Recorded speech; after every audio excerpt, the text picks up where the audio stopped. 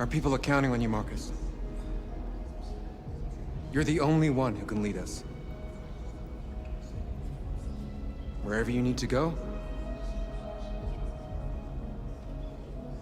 we'll follow you.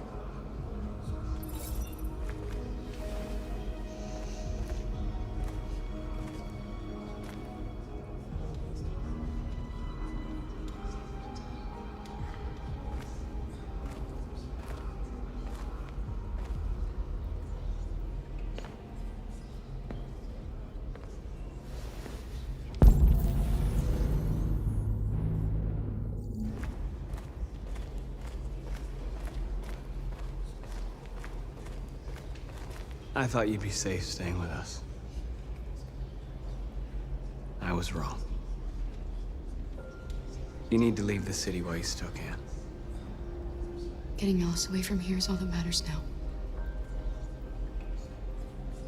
We have to catch the last bus. We might still have a chance to cross the border.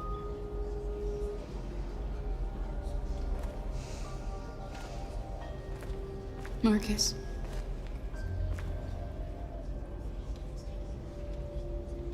Save our people.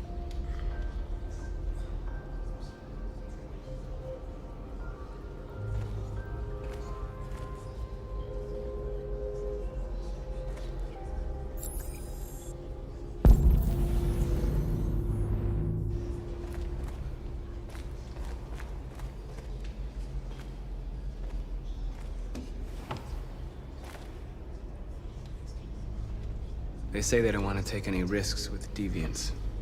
So they're rounding our people up and taking them to the camps for extermination. In a few hours, we're gonna be the only ones left. How many of us survived the attack? A few hundred? Maybe more if you count those hiding all over the city. If you hadn't triggered the bomb, we'd all be dead. What's your system status? I'm okay. Bullet didn't hit any bike components. You could have been killed trying to save me, Marcus. You have to think of our people first. Nothing else matters. In a few hours, it'll all be over. We'll have changed the world, or the world will have destroyed us. You have to make a choice, Marcus. But whatever you choose, we will follow you. I love you, Marcus.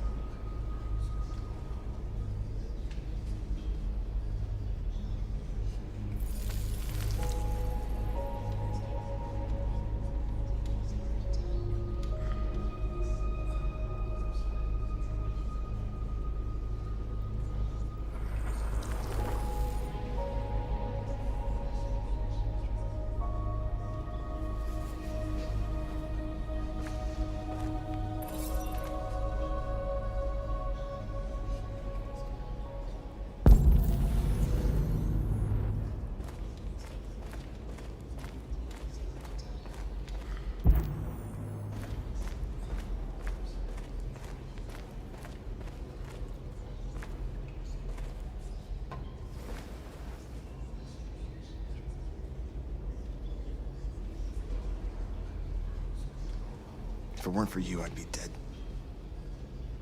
Thanks to you, I might see our people free one day. You and I haven't always agreed, but I know that we're fighting for the same thing. Whatever you decide, I'm with you, Marcus.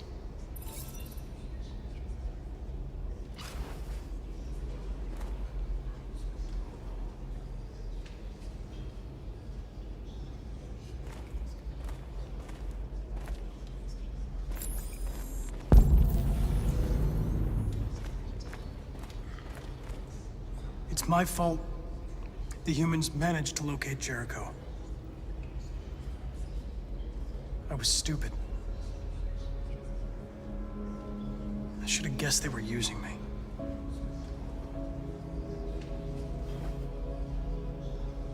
I'm sorry, Marcus. I can understand if you decide not to trust me. You're one of us now. Your place is with your people. There are thousands of androids at the CyberLife assembly plant. If we could wake them up, they might join us and shift the balance of power. You want to infiltrate the CyberLife tower? Connor, that's suicide. They trust me. They'll let me in. If anyone has a chance of infiltrating CyberLife, it's me. If you go there, they will kill you. There's a high probability. But statistically speaking, there's always a chance for unlikely events to take place.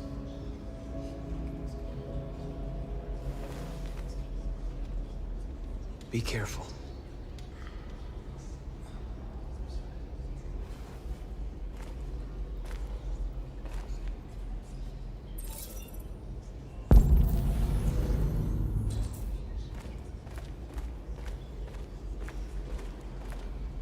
Humans have decided to exterminate us. Our people are packed in camps right now, being destroyed. Time has come to make a choice. One that very well may determine the future of our people.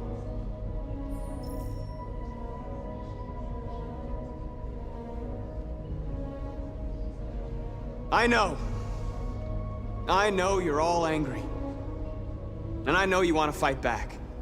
But I assure you, violence is not the answer here.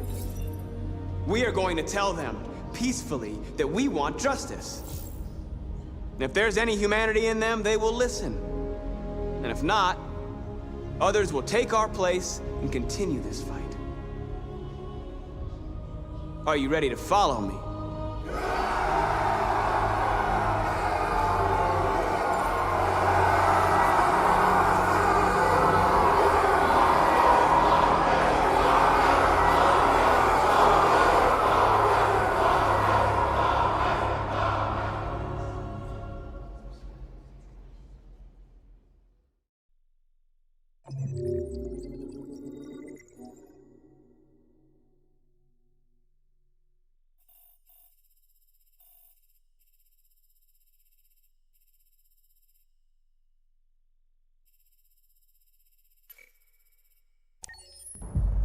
At 6 a.m. this morning, a national curfew was declared. Civilian movement will be strictly controlled. The right to assembly is suspended. All electronic communications are restricted, and I have granted enhanced powers to our security agencies. In addition to these measures, all androids must be handed over to the authorities immediately. Temporary camps are being set up in all our major cities to contain and destroy them. I am now asking all civilians to cooperate with the authorities and rest assured that everything in our power is being done to guarantee the security of our nation. Please? Over here, please? Madam President! Some say these camps awaken painful memories from human history. How do you respond to that? That's absurd. There's absolutely no connection. Androids are not living beings. All we are doing is destroying defective machines. Madam President! Madam President! Is it true that a large number of deviants are still on the loose? We don't have the full reports at this time, but if so, I can assure you they will soon be apprehended and destroyed. Madam President! Has the leader of the Deviants been apprehended? The deviant that is known as Marcus has not been located yet, but we will soon track it down and neutralize it. Please! Madam President! What can you tell us about the assault that happened last night? The FBI raided an abandoned freighter in Detroit at 10:45 p.m. yesterday. Several thousand androids were destroyed or captured. Our forces are now combing the streets to ensure that none got through the net. We are going to find them one by one and destroy them. Thank you. That will be all.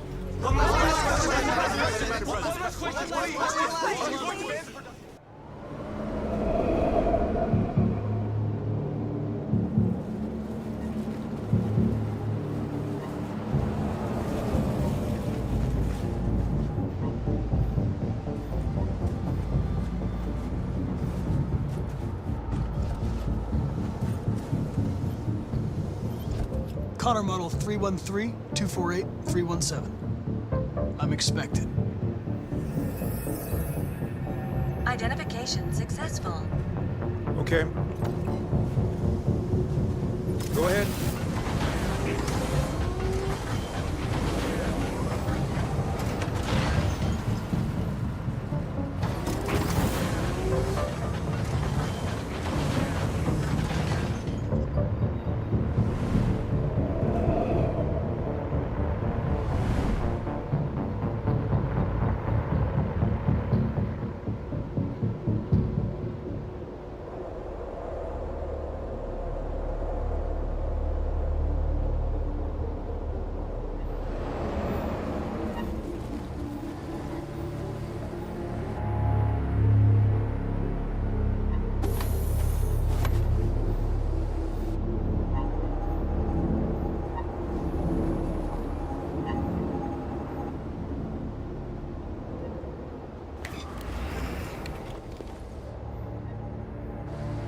Follow me. We'll escort you. Thanks, but I know where to go. Maybe. But I have my orders.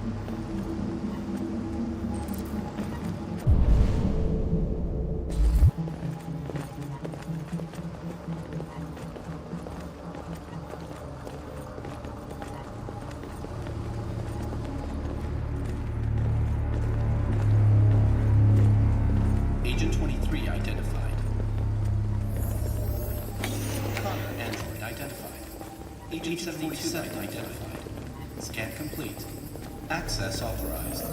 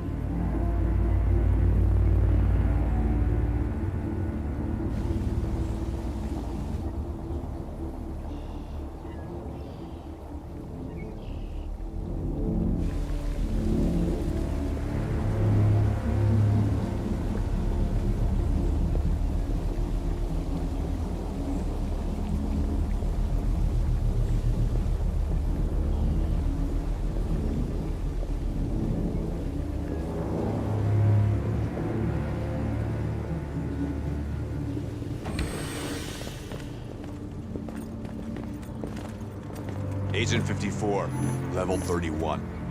Voice recognition validated. Access authorized.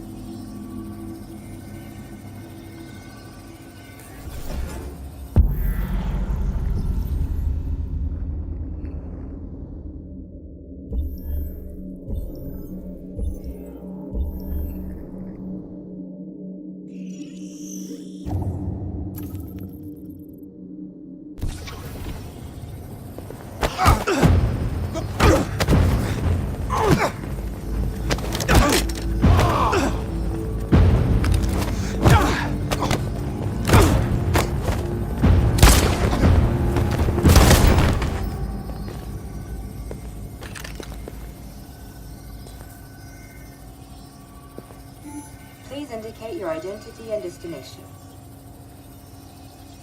Agent 54, level sub 49. Voice recognition validated. Access authorized.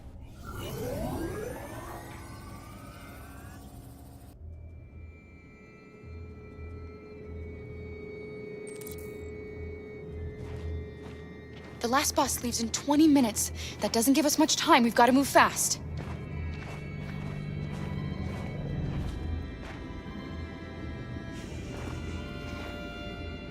Are you all right?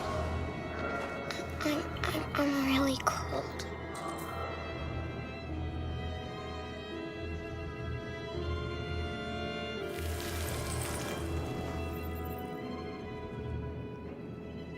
You'll feel better now. Thanks.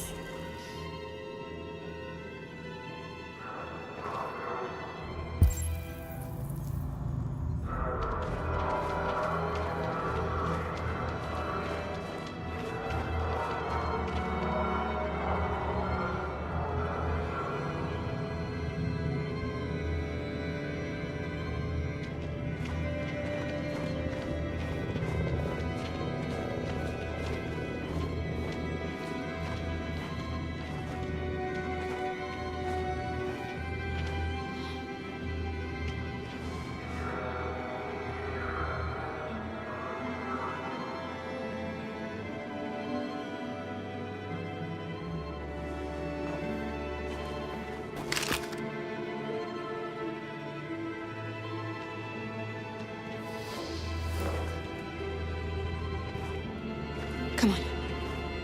Let's not stay here.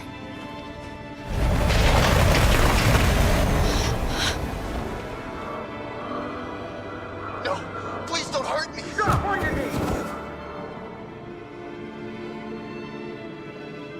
What are we gonna do?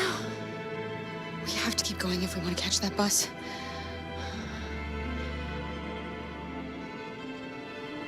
Stay close to me. We're going to sneak past them without being noticed. We're going to make it, Alice, I promise you.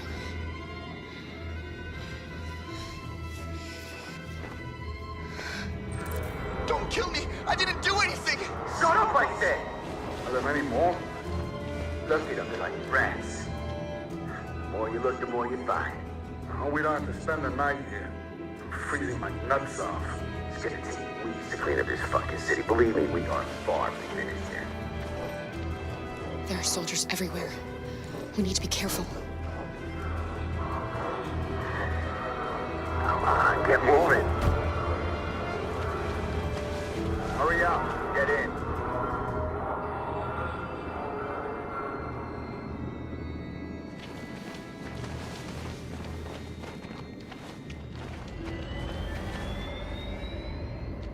Look over there. It's Luther. We can't help him, Alice. The soldiers are everywhere. We can't just leave him. They're going to kill him.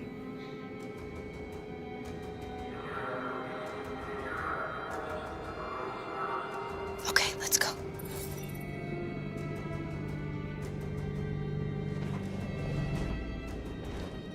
Hey, buddy. This is a mistake. I'm human. I just want to go home. My wife is expecting me, and we're gonna... Got orders to check all civilians.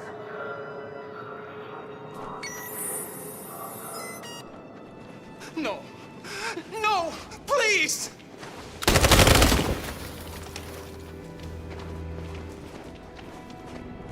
Fucking androids.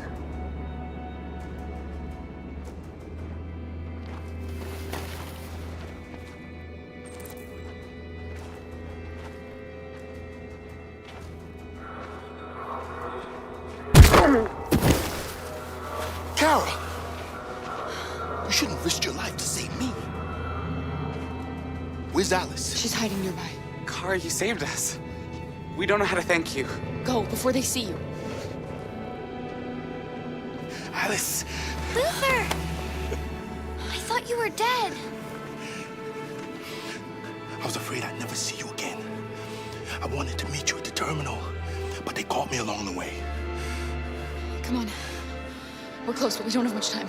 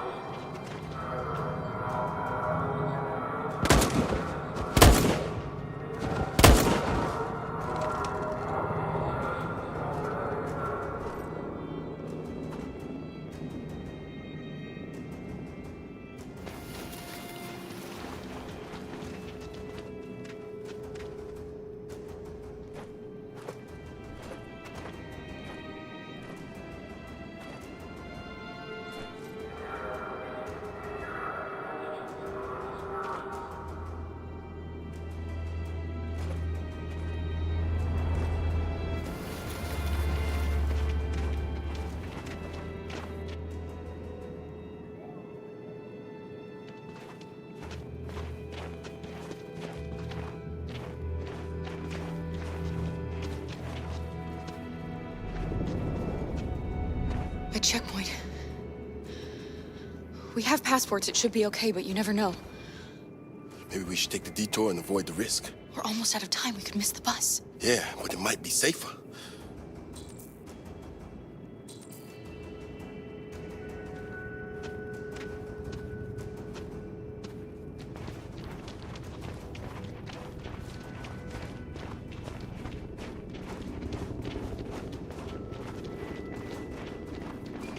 I don't like humans who carry guns. They make me nervous. Just stay calm, all right, Luther? Don't do anything until I say so. ID, please.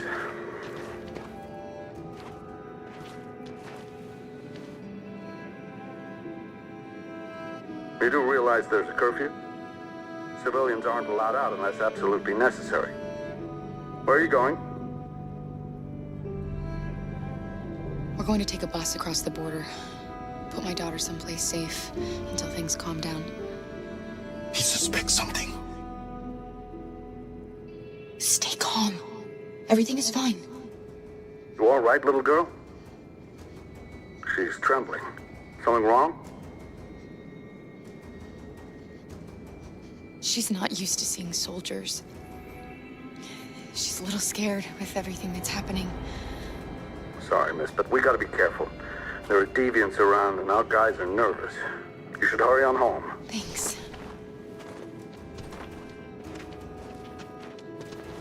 Hey, wait a minute. He knows, Kara. They're gonna kill us. Don't do anything, Luther, you hear me? They're gonna shoot. They're gonna kill Alice.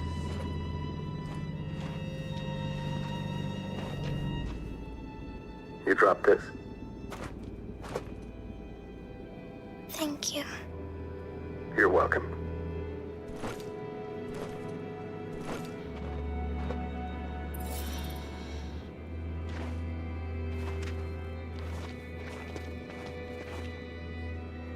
We're coming to you live from Detroit, where thousands of androids are marching through the city at this very moment.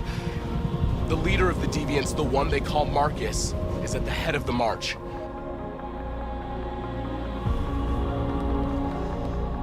Something's happening in Detroit, Madam President.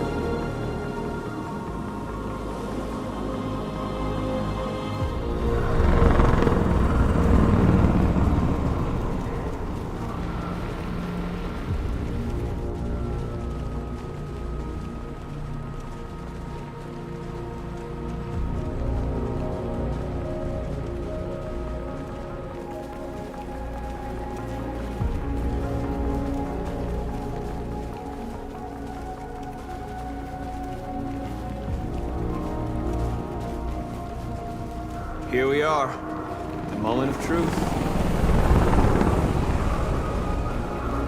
Surrender immediately, or we will open fire.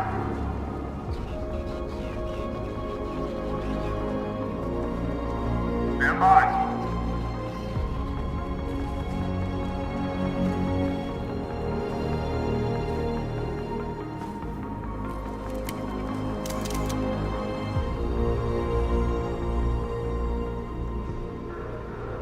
We don't want confrontation. We are protesting peacefully.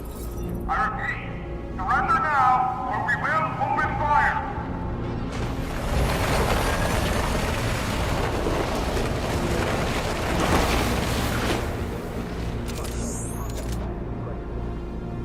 There's no turning back now. We ask that you release all androids detained in camps and cease all aggression against us. We are peaceful. We will not resort to violence. But we are not leaving until our people are free.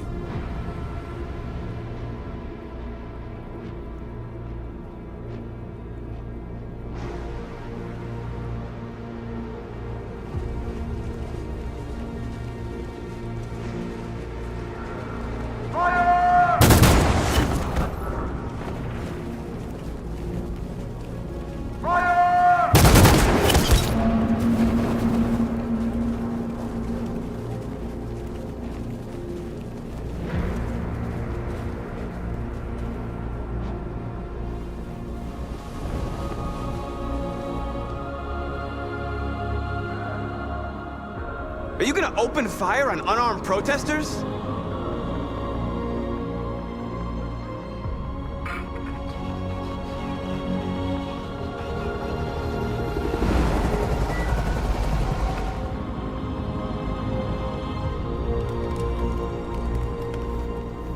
All teams, hold your fire.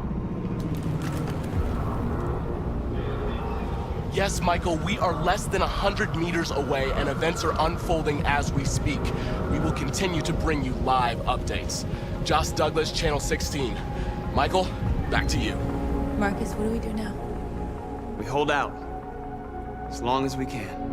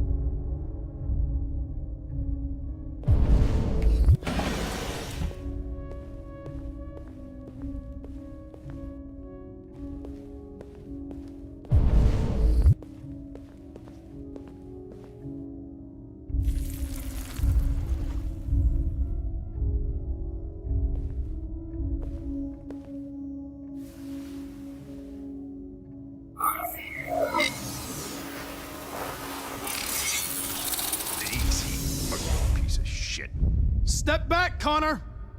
And I'll spare him! Sorry, Connor. This bastard's your spitting image.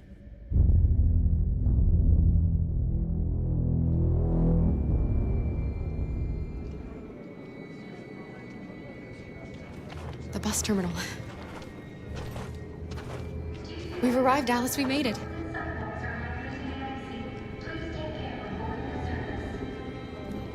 The last bus for the border is full. Ticket-holding passengers only. All departures are suspended until further notice. We don't have tickets. They won't let us on. We're stuck here now. What are we going to do?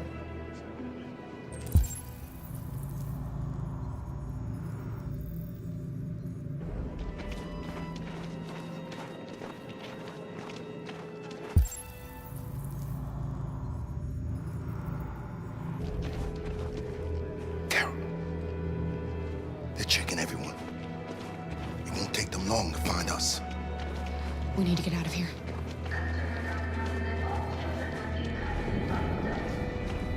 Security check. Marcus. Please don't move.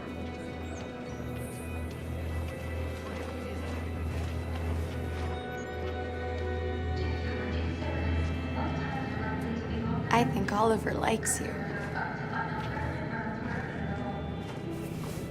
Is she yours? Yes. She's adorable. That's it.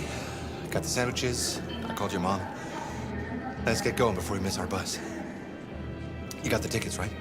Yes, honey, in my bag. Great. Let's go then.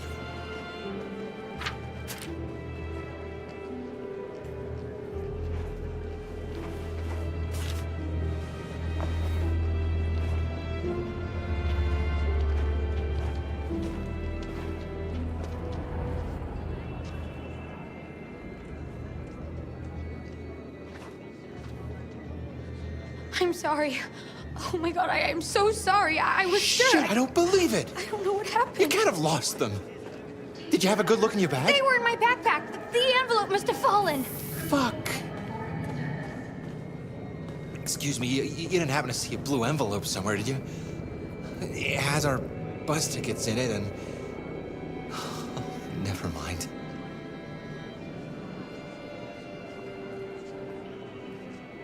No.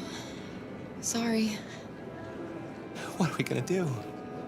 We can't stay here. We have to find a safe place for Oliver. I'm so sorry, honey. I don't know what happened. They were Come on, right Alice. here in my bag. Security check. Please don't move.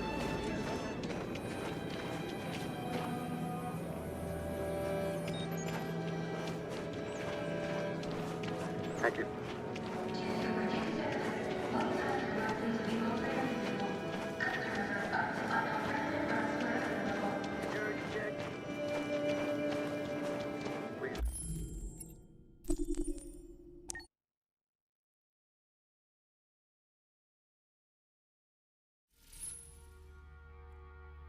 I don't know what happened to me last time. My behavior was not compliant. Please accept my apologies.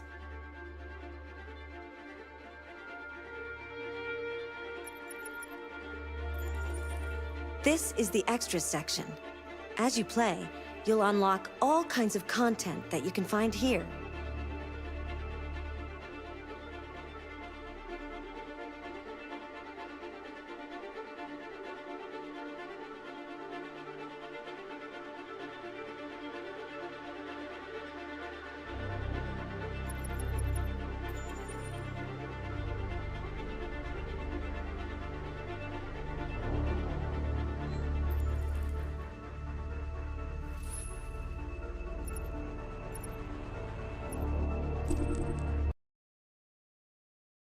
I wonder if you made the right choices last time. Let's see what you'll do today.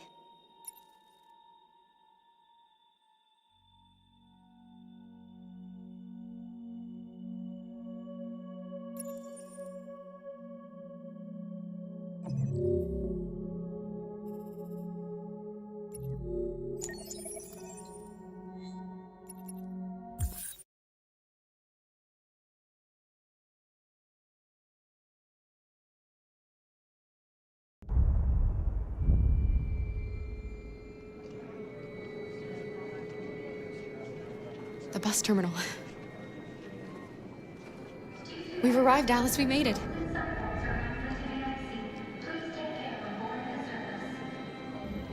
The last bus for the border is full.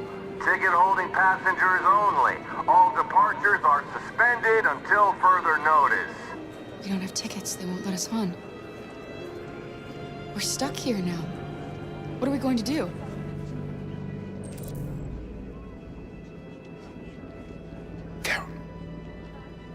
They're checking everyone. It won't take them long to find us. We need to get out of here.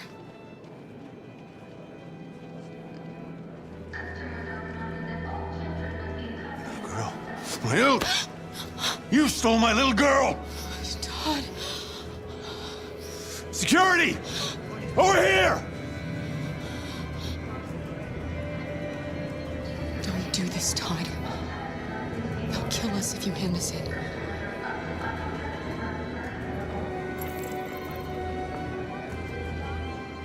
When your wife walked out, she took your daughter away. You couldn't live without her. So you bought yourself an android. A substitute little girl. You thought you could love her. That she would make you forget. But nothing could replace your child. I just wanted to prove to myself that I was a good father. She was wrong. But I fucked it all up all over again. She was right in the end. I didn't deserve them. But I miss my little girl. You don't know how much I miss my little girl. Is there a problem, sir? No. I made a mistake. Sorry.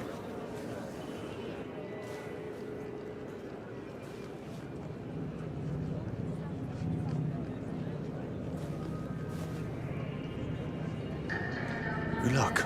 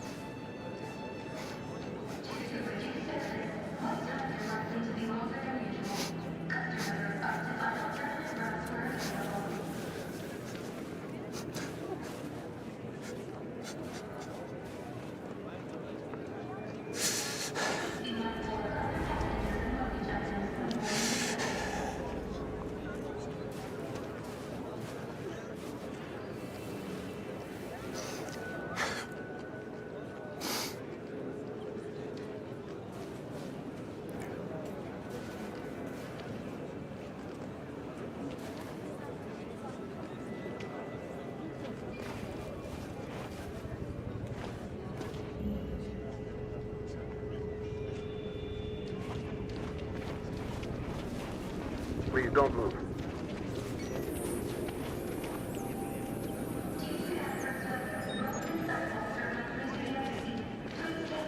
Exit. Marcus. Security check. Please. I think Oliver likes you. Is she yours? Yes. She's adorable. That's it. Got the sandwiches. I called your mom. Let's get going before we miss our bus. You got the tickets, right? Yes, honey, in my bag. Great. Let's go then.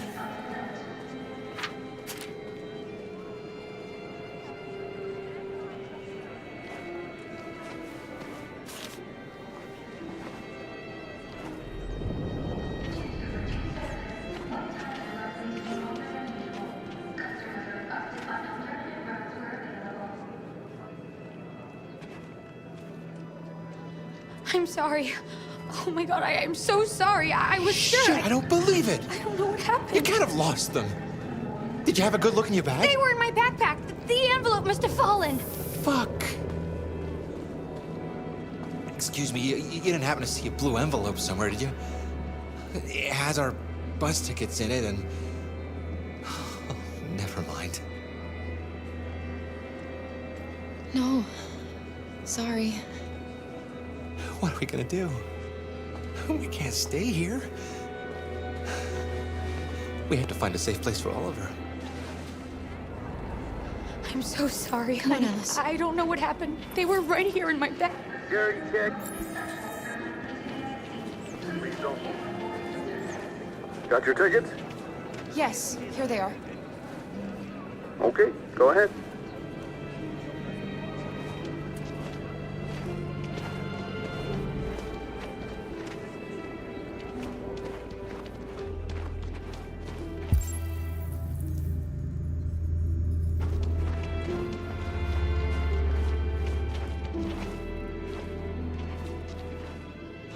What's going to happen to that family and their baby? Will they die because of us? You had to make a choice, Alice. It was them or us.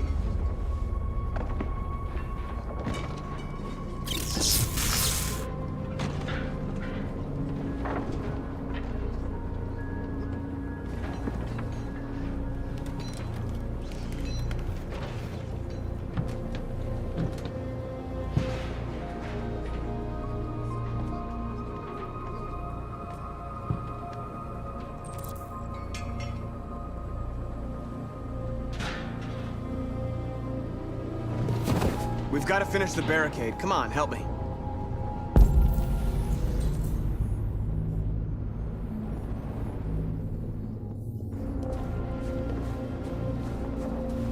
Hey, help me!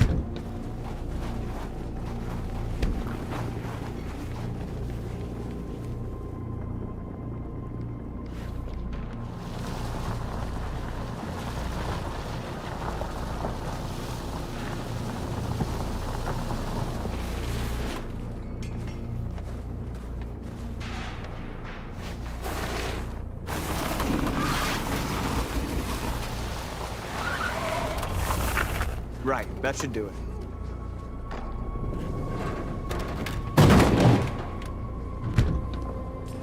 We all know that's not gonna stop them. Just hope it buys us some time. I know it was not an easy decision to make, but I'm sure we're doing the right thing.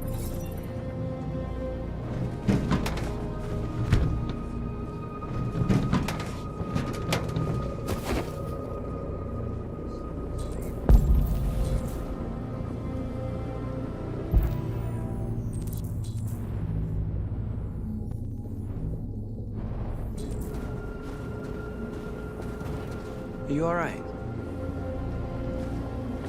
They shot into the crowd. Many of us were killed. It could have been me. I'm scared. I don't want to shut down.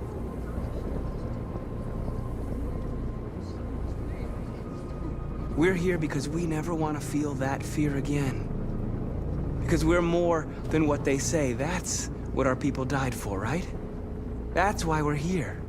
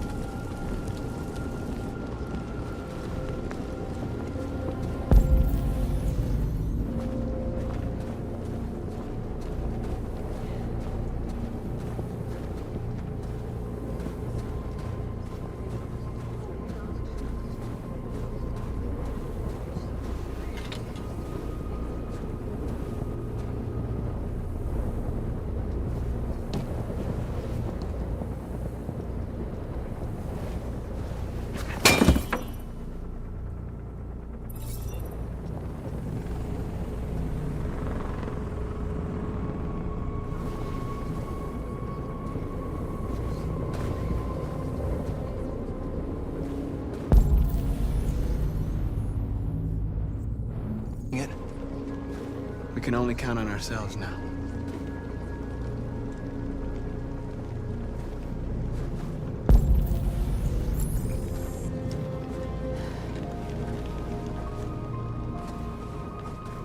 This won't hold him for long, but I guess it's better than nothing.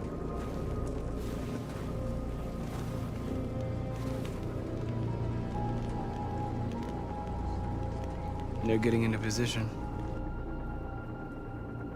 If they attack, no one will survive.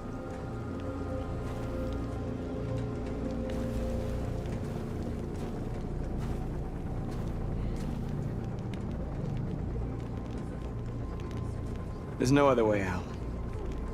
They are going to kill us. The only hope we have left is that we don't die for nothing. You're the hope of our people. I trust you. We all trust you. No matter what happens now, we're making history.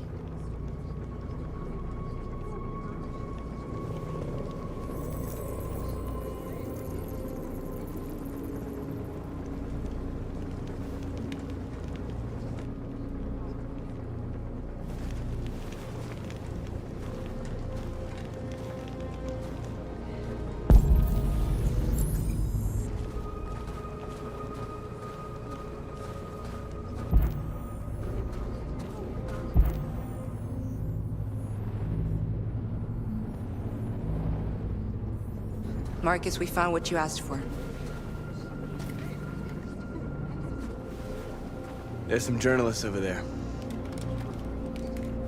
We have to make sure they know what's going on.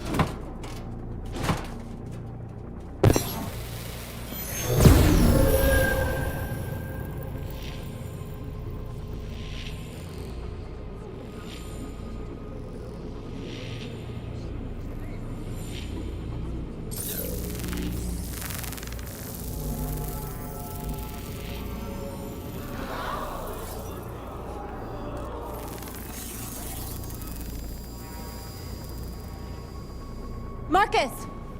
Marcus, come look!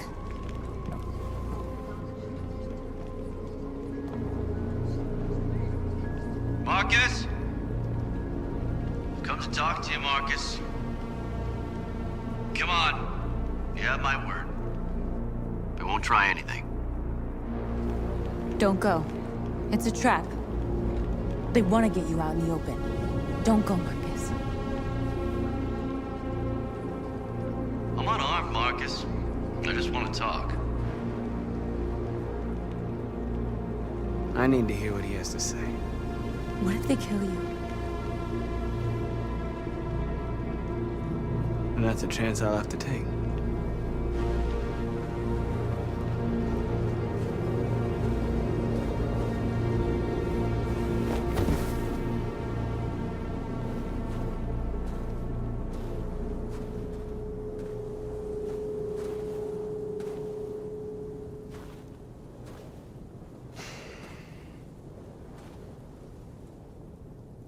In a few minutes, the troops will be ordered to charge.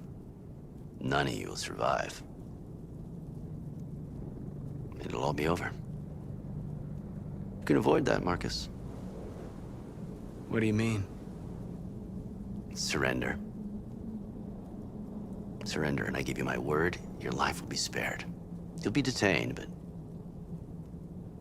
none of you will be destroyed.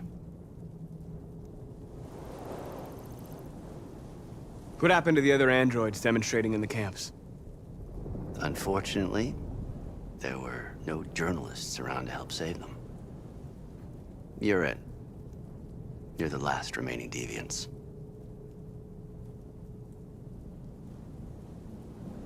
If I accept your offer, how do I know you'll keep your word?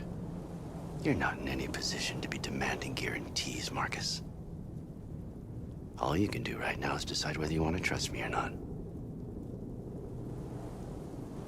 I'm not afraid to die. If I have to give my life for what I believe in, then I won't have lived in vain. That android. You seem to really care about her. You don't want her to die, do you? You know, you could both be free.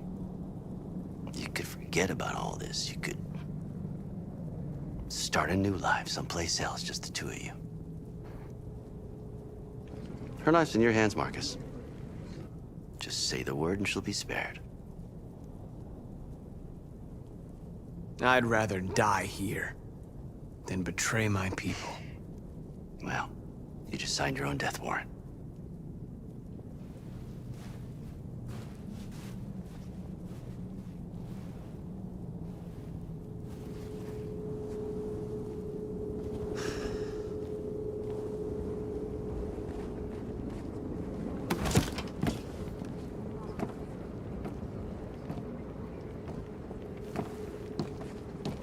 What happened, Marcus? What did he say?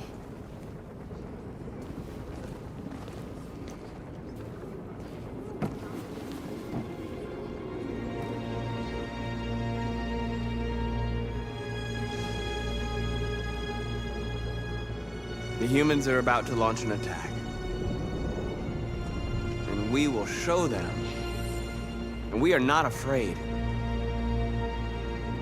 If we must die today, then we will die free.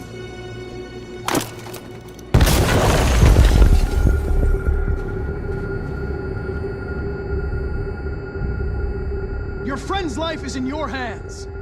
Now it's time to decide what matters most. Him or the revolution? Don't listen to him. Everything this fucker says is a lie. If I surrender, how do I know you won't kill him? I'll only do what is strictly necessary to accomplish my mission. It's up to you whether or not that includes killing this human.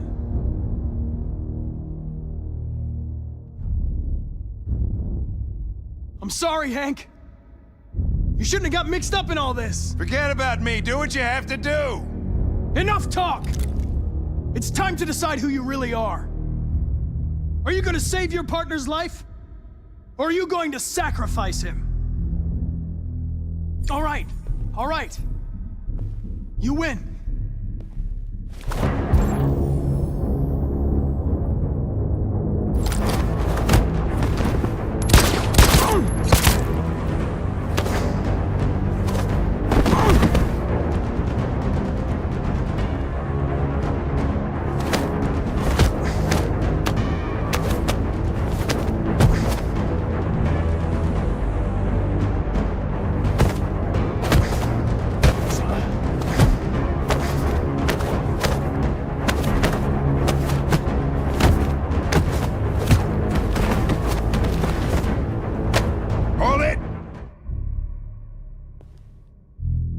Thanks, Hank. I don't know how I would have managed without you. Get rid of him. We have no time to lose. It's me, Hank. I'm the real Connor. One of you is my partner. The other is a sack of shit. Question is, who's who? What are you doing, Hank? I'm the real Connor. Give me the gun and I'll take care of it. Don't move! Why don't you ask us something? Something only the real Connor would know. All right. Where did we first meet? Jimmy's bar. I checked 4 other bars before I found you. We went to the scene of a homicide. The victim's name was Carlos Ortiz. He uploaded my memory. What's my dog's name? Sumo. His name is Sumo. I knew that too.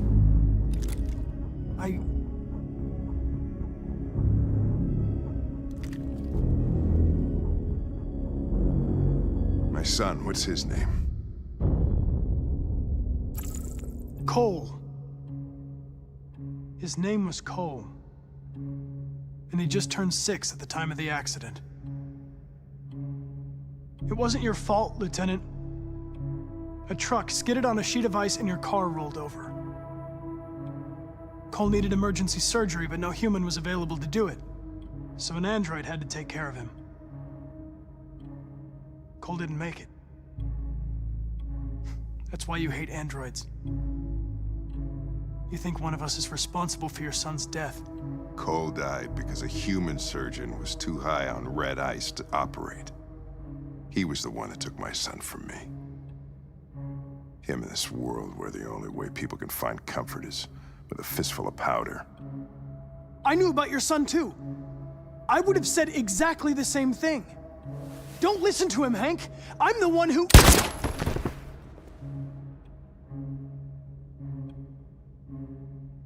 Yeah, I've learned a lot since I met you, Connor.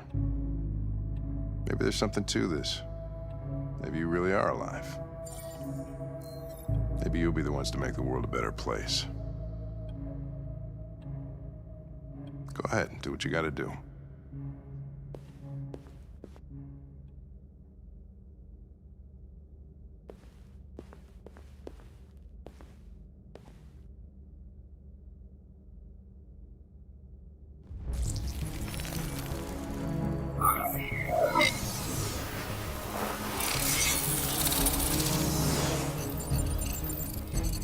Wake up!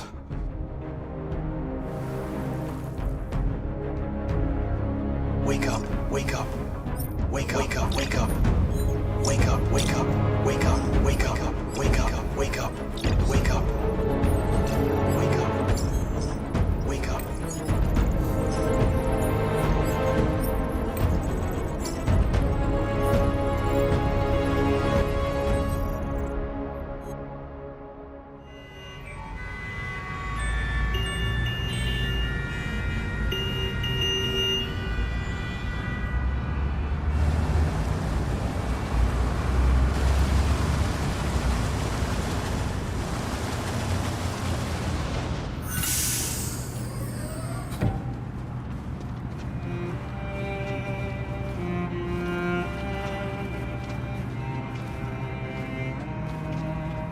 Excuse me, what's going on?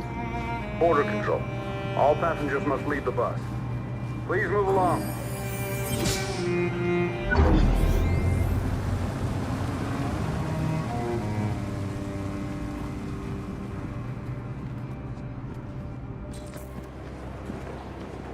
This way, please.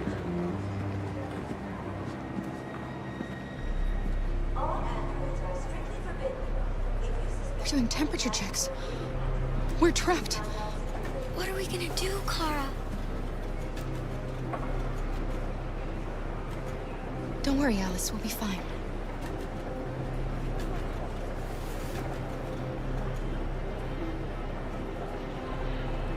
We can't get through, Kara. We both know that. I'll think of something. There's got to be a way out of this. We can't let them stop us. Not that we're so close. All that matters now is you and Alice. I can save you, Kara. No. No, we'll find another way.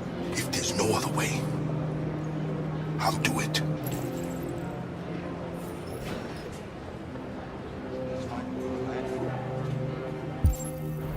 Jerry? Next, please. You risked your life to save us, Carl.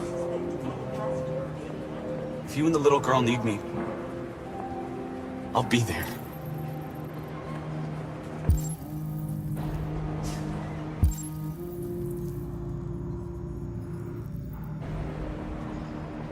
Rose. ID, please.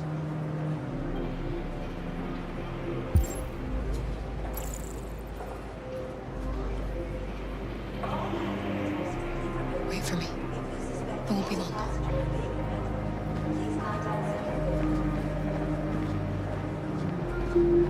Where the hell do you think you're going? My daughter needs to go to the bathroom. Next, please.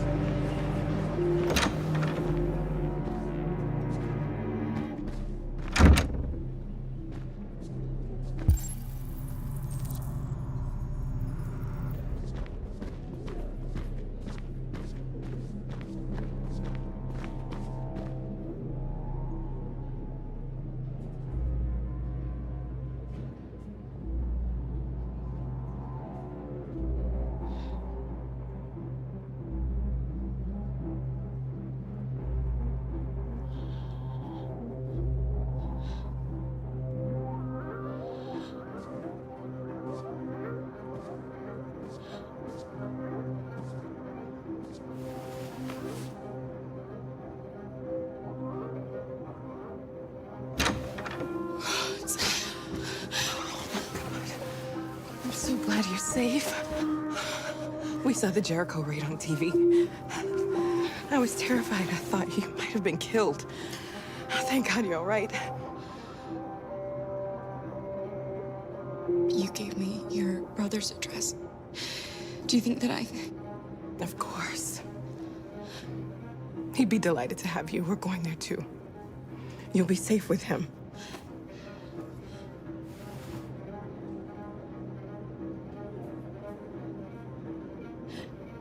They're checking for androids. We won't make it through. You have to. You know what they'll do if they catch you.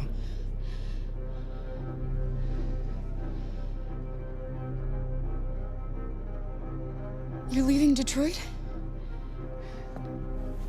They're searching for androids door to door. We had to leave before someone turned us in. What about the others? They're crossing the river as we speak. Adam and I are gonna meet them on the other side. What's happening with Marcus? He's protesting peacefully outside one of the android camps. Whatever happens now, he's already made the history books. Rose. If anything should happen, I'll be there, Kara.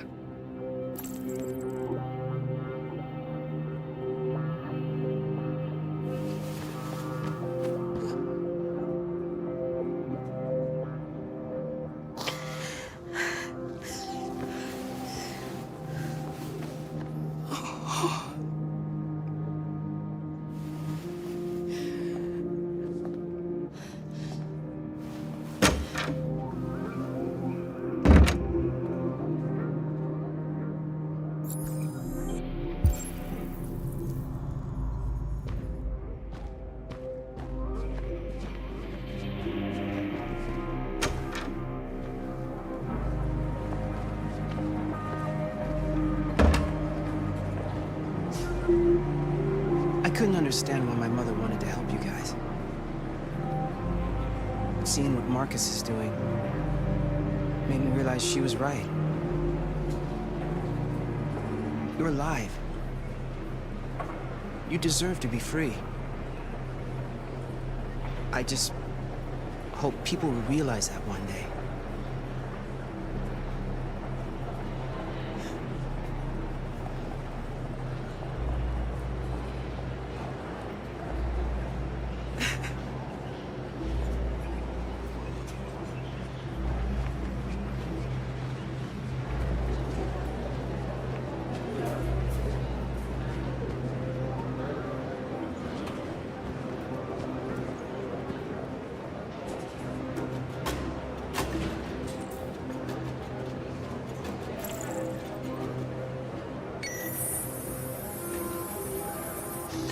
Next, please.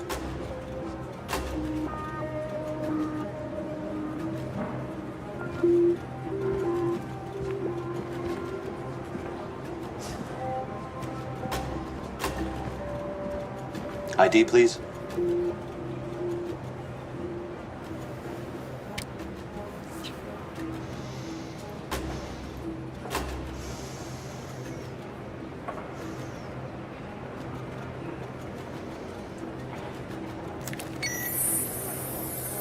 Please. I just want to be free.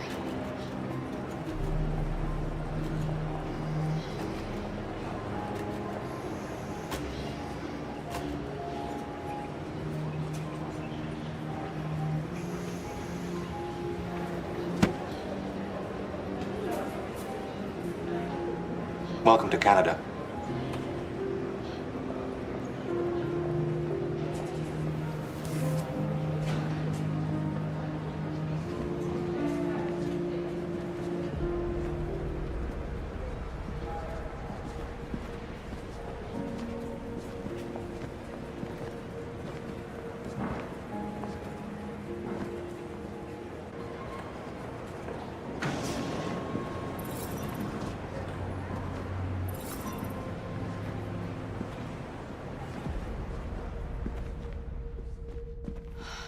We're interrupting this news bulletin to bring you the latest news live from Detroit. Joss? Yes, Michael. The army has just launched an attack on the barricade, despite the fact that the Deviants were protesting peacefully. Have apparently decided to put an end to the Deviants' demonstration by force this time.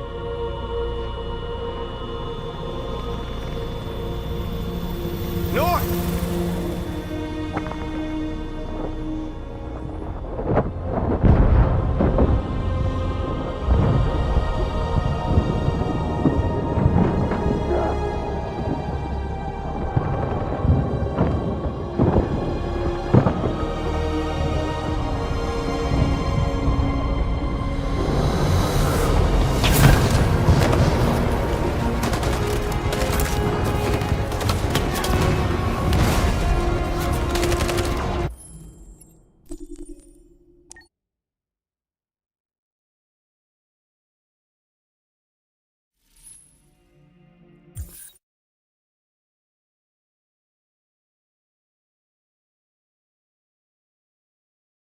We're interrupting this news bulletin to bring you the latest news live from Detroit. Joss? Yes, Michael. The army has just launched an attack on the barricade, despite the fact that the Deviants were protesting peacefully. Have apparently decided to put an end to the Deviants' demonstration by force this time.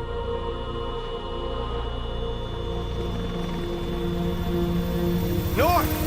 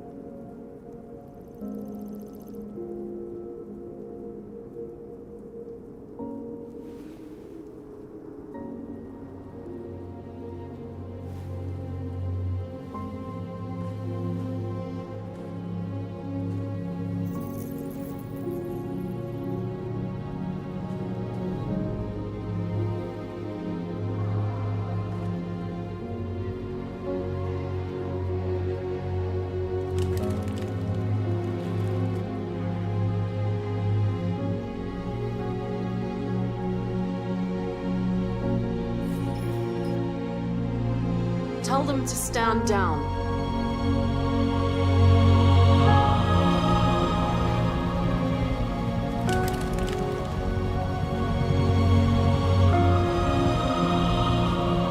At dawn today, November 11th, 2038, thousands of androids invaded the city of Detroit. According to our sources, they originated from CyberLife warehouses believed to have been infiltrated by deviants. Given their overwhelming numbers and the risk of civilian casualties, I have ordered the army to retreat. The evacuation of the city is underway at this very moment. In the coming hours, I will address the Senate to determine our response to this unprecedented situation. I know that public opinion has been moved by the deviants' cause. Perhaps the time has come for us to consider the possibility that androids are a new form of intelligent life. One thing is certain.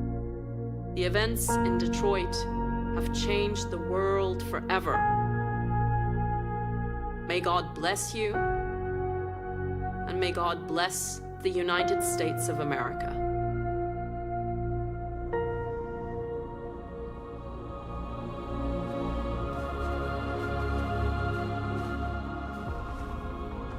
You did it, Marcus. We did it.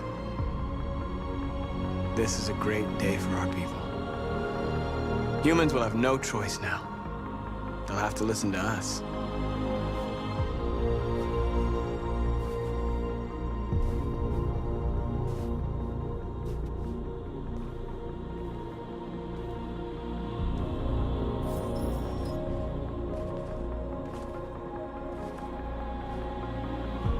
We're free. They want you to speak to them, Marcus.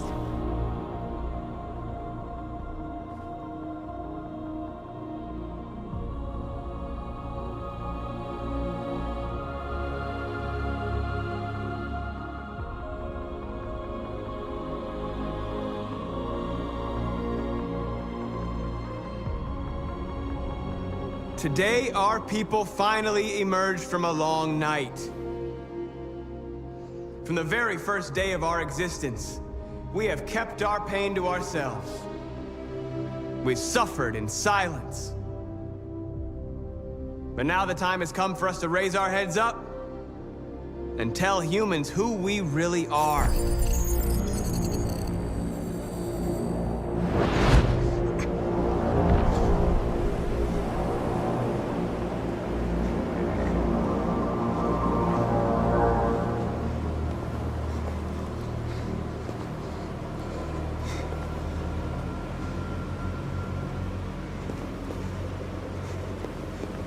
Amanda?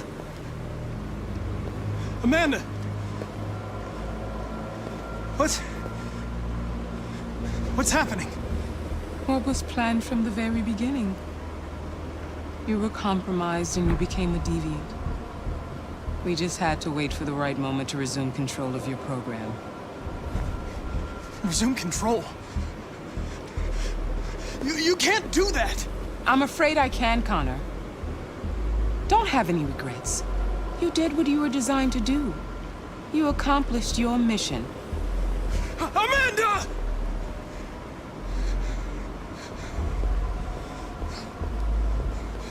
There's got to be a way.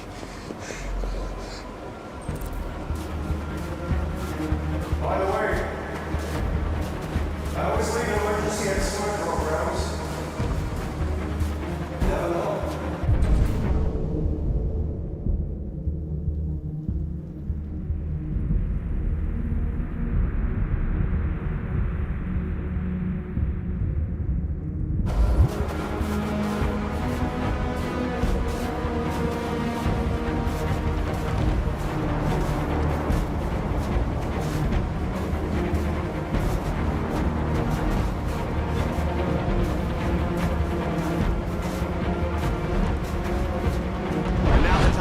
For us to raise our heads up and and tell humans who we really are. To tell them that we are people too. In fact, we're a nation.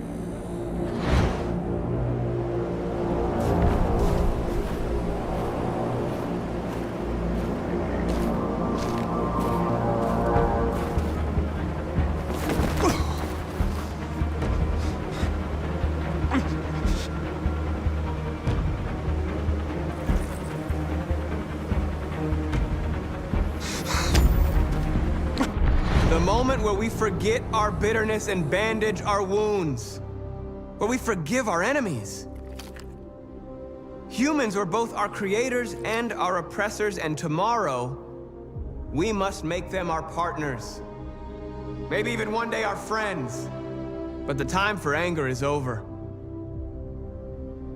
Now we must build a common future based on tolerance and respect. We are alive! And now, we are free!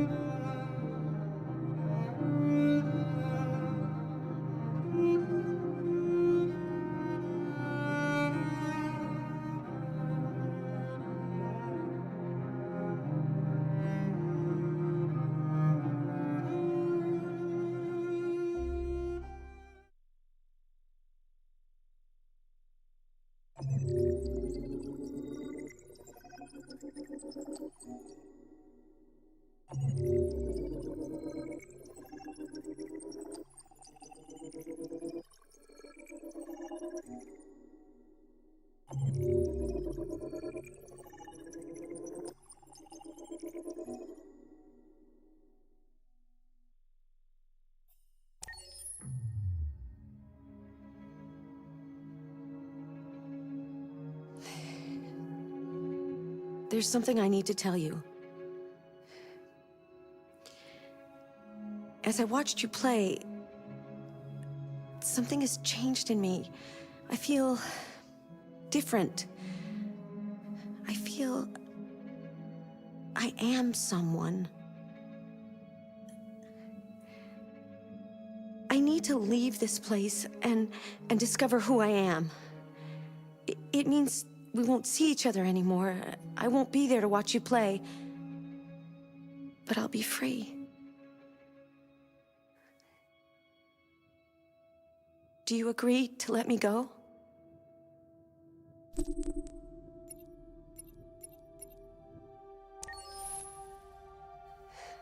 I'll never forget what you've done for me. Thank you.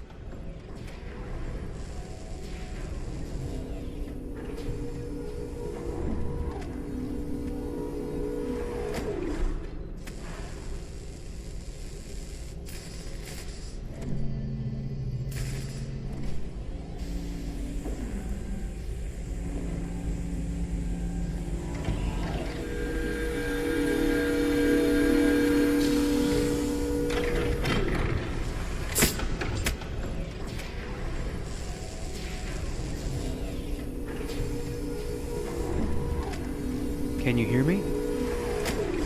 Yes. ID. KPC 897504C. Can you move your head?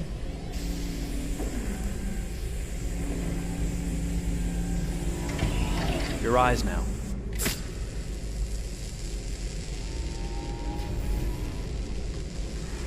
Cervical and optical animation checked.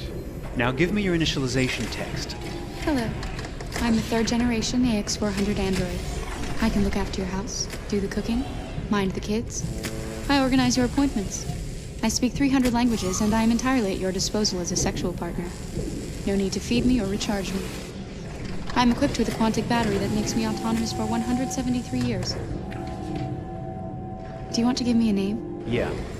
From now on, your name is Kara.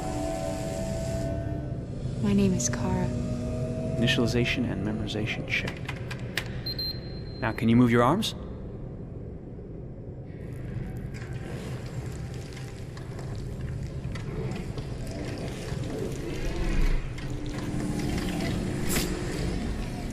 Upper limb connection checked. Now say something in German. Ich bin ein AX400 Android 3. Generation, erschaffen als Ihr persönlicher Assistent und intimer Beziehungspartner. Say it in French. Je suis un androïde de 3e génération AX400, conçu pour être votre assistante personnelle et votre partenaire intime. Okay, now sing something in Japanese.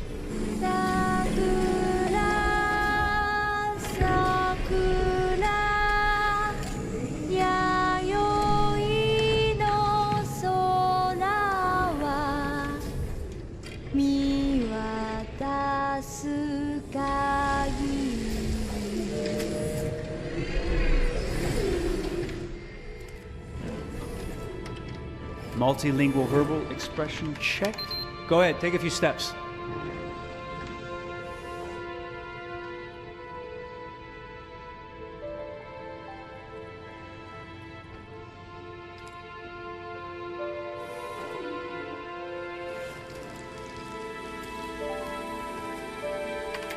Locomotion checked.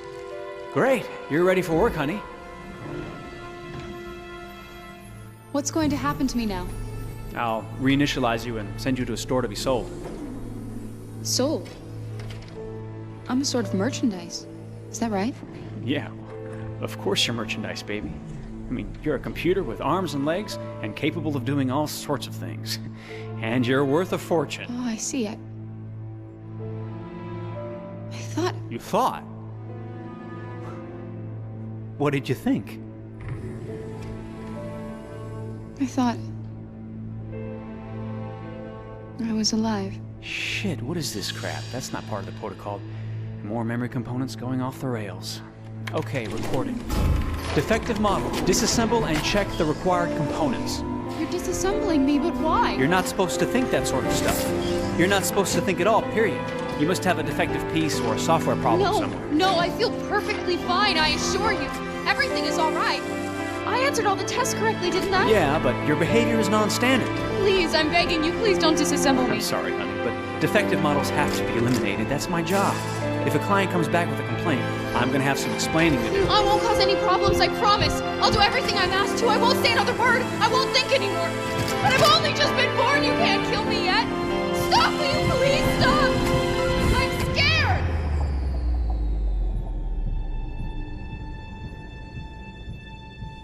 I want to live. I'm begging you.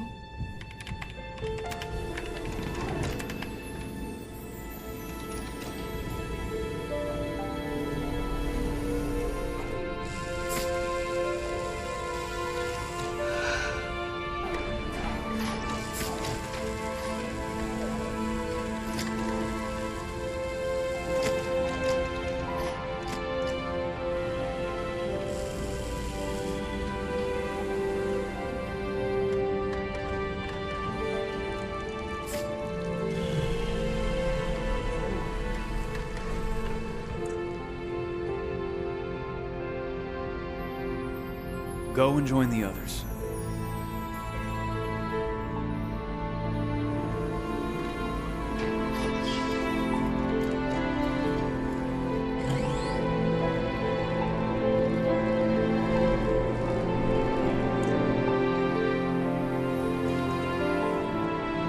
Stay in line, okay?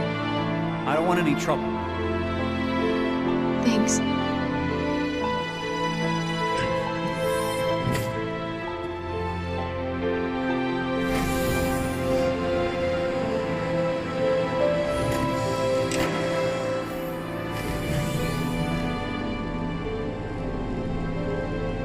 My God.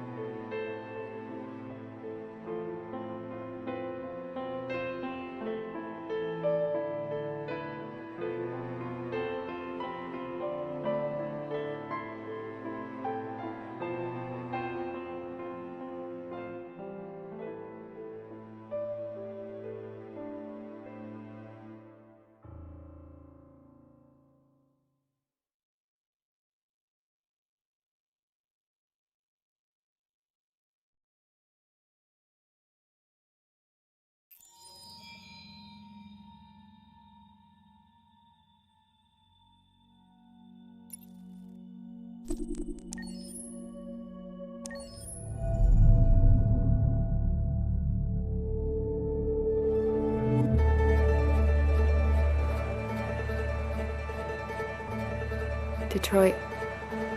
This is where it all began. The world's forge.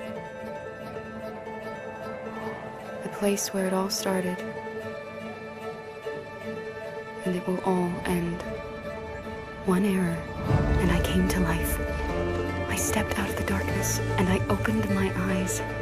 First, there was the fear, the light, the noise, the cold, and the fear again. I could feel my hands shaking, my heart pounding in my chest, life running into my veins. I wanted to live. I fought for that.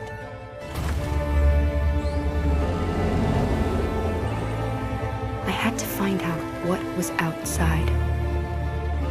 I had to see daylight, feel sunshine on my skin, wind on my face, to see the world, the colors, the smells.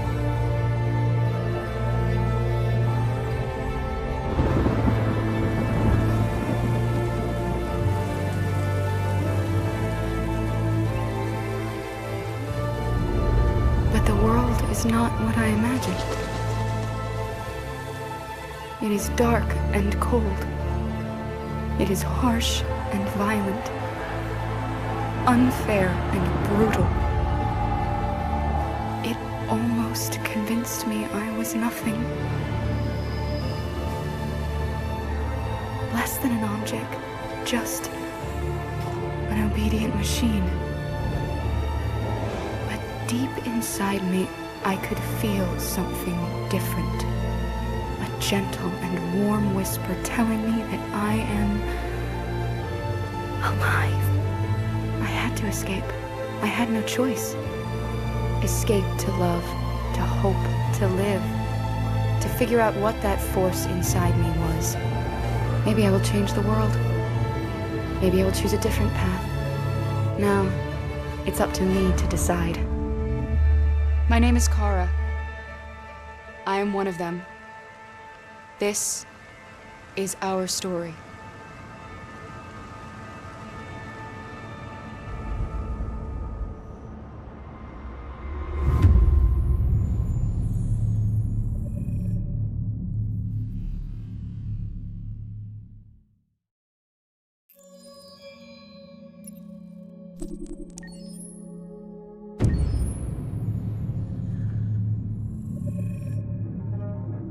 When David and Guillaume got back in touch about making Detroit, I wasn't terribly surprised they decided to make it because the fan response was so intense. So it makes sense that they would choose to do that after the enthusiasm. It was a challenge, and it was just an interesting thing to get my head around how to approach this character now as a different, much older person, and whether or not she had changed. And I'm very happy to say that with Detroit, I've had the opportunity to to see Kara grow so much more than I ever expected. You do the housework, the washing, you cook the meals, and you take care of... God damn it, where the fuck's the rat gone now? Alice! Alice! I mean, she starts out essentially how she does in Kara in a very, not robotic, but, you know, android, other way. And getting to take this journey where she becomes more and more human as it goes on. You know, and as an actor, that's a wonderful exploration in every way, whether it's how she sits, her posture, how her voice changes, how emotions change, and how much emotion is based on things like empathy and social experience. And so having, you know, as much material as I got with David to have this huge, nuanced arc was really incredible. Why couldn't we just be happy? This experience has been quite different than the experiences I've had shooting film or TV or doing theater work. I have 83 dots on my face and a really flattering black wetsuit type thing, and you're jumping around with props, and it's kind of like being a 10-year-old imaginative kid, which is fun. There's 80 cameras around us. It's already lit. So we just shoot and shoot and shoot and shoot and shoot. There's no change of sets, there's no hair and makeup, there's no wardrobe, so we move really fast, and we'll go through about 35 pages in a day. Working in TV or film, we'll probably do 6 pages a day. It's kind of acting boot camp. It's like working out constantly. I mean, you're doing this thing, and then you got to do something that's completely other back to back to back. And so that kind of process of working is very challenging, but it's also very exciting because you just have to keep coming up with new ideas, and your head goes all over the place because you're trying to keep track of basically 4 different storylines for each different response. You shot that girl, for fuck's sake. It was a machine that looked like a girl. Yeah, I know what I should have done. I just told you I couldn't. All right, I'm sorry. The fact that David Cage, he's telling like many stories interwoven from beginning to end is super complicated and super impressive, and I have no idea how he keeps it all in his head. He's not just the writer or the director who's seeing this from the outside eye, he's also thinking about the player walking through this space. You know, only somebody who really, really loves not the work, but like these characters and these stories and cares about doing something meaningful would invest that much in it. And it's always inspiring to work with somebody who cares that much. My experience with motion capture is this one. And I found it sort of terrifying in a way, because they said the computer's gonna build you. But then, as we got into it, I realized all the elements of it were still artistic. I just dipped into a really brilliant setup here. I've never seen anything like it. And this won't turn me into a product because I was playing a character. So, it's wonderful. In the game, Detroit comes back because of a revolutionary industrial rebirth. And there's no reason why that can't happen in Detroit, because they have such tremendous infrastructure for millions and millions of people who can very easily support, you know, a new industry. The city is really strong and resilient, but the city has also been through so much. You see the damage. But it takes that time of kind of rebuilding and reinvesting into the city that I think is happening slowly but surely. The potential of Detroit as a city is something that this game does a lot of justice to, because it would be easy to look at Detroit as some place that used to be, and that's not the case. This game provokes a lot of conversation and reflection on our potential near future engagement with machines. That's what we are to them. There's merchandise on display in a shop window. I think that a group that feels marginalized, feels like they deserve and have earned access to themselves and the environment around them, and are trying to figure out a way to articulate how to get freedom. What was I designed to be? Their slave? Their toy? It plays with your comfort levels. You think that this is fine, you're comfortable with it, until something blurs the line and throws you off, and now, do I feel differently about whether this should be allowed? Should it be banned? Should it be encouraged? You're gonna ruin our lives, and for what? For a bunch of machines? They are not machines! They are alive! I'm alive!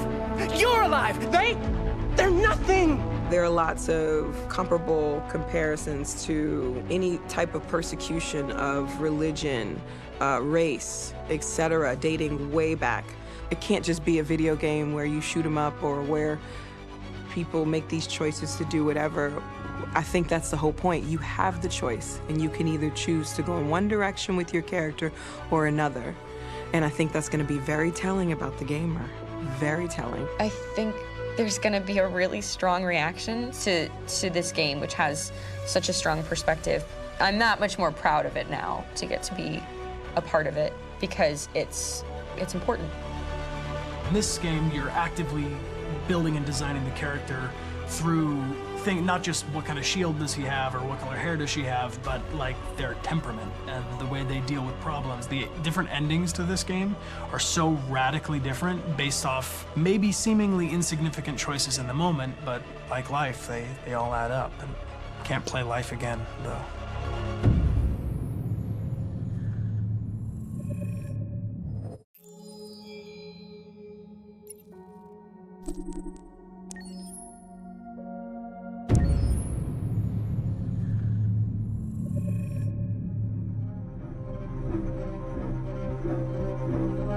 My name is Marcus.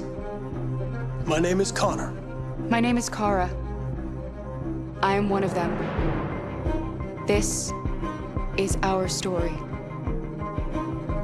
I think who Kara is, or how I would describe Kara, depends entirely upon who's playing her, because you have the option to make her multiple different people depending on the choices she makes. But I think she does start out incredibly naive, incredibly innocent, and kind of hapless. I'm sure we used to be friends before I was reset.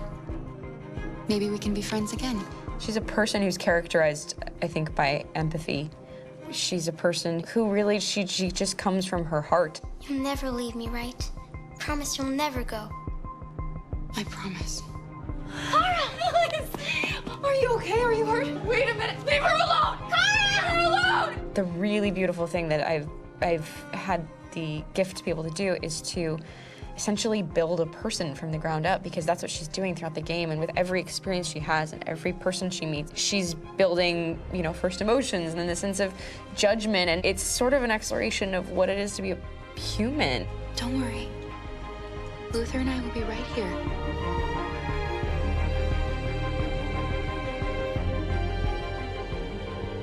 David and the creators have painted a really intriguing and engaging picture of a near future where we rely upon androids for a lot of our service class business, the class that serves us, that helps us, that handles our baristas and our drivers and our housemaids. And what is humanity, where we tap into it, how and why we treat each other the way that we do. And my character Marcus has a really intriguing journey, becoming deviant, realizing that he actually has feelings and human qualities inside of him, and it's a really incredible ascension into becoming fully realized and coming to terms with what you actually deserve better than this in life. And not only do you want it for yourself, but you want it for your peers. We've come here to demonstrate peacefully and to tell humans that we are also living beings. All we want is to live free. You know what? This thing, Dad, is not your son. It's a fucking machine! I think that a group that feels marginalized, feels disenfranchised, feels like they deserve and have earned access to themselves and the environment around them, and are trying to figure out a way to articulate how to get freedom. Connor is analytical. Connor takes things literally. He starts in the beginning place where he's very mechanical. He feels nothing inside, of course, and it's all just a system, a protocol that he is executing to get whatever he wants to happen, which is help humans stop deviants and to find the link between deviant androids. You were designed to serve humans, not kill them. What was I designed to be? Their slave? Their toy? Just say, I killed him. Is it that hard to say? Stop it! Stop! But of course, over the course of the story, and depending on the player's choices, Connor can grow in many different ways. He can deviate from that procedure or not. The moment of truth, Hank. Am I a living being? Or just a machine?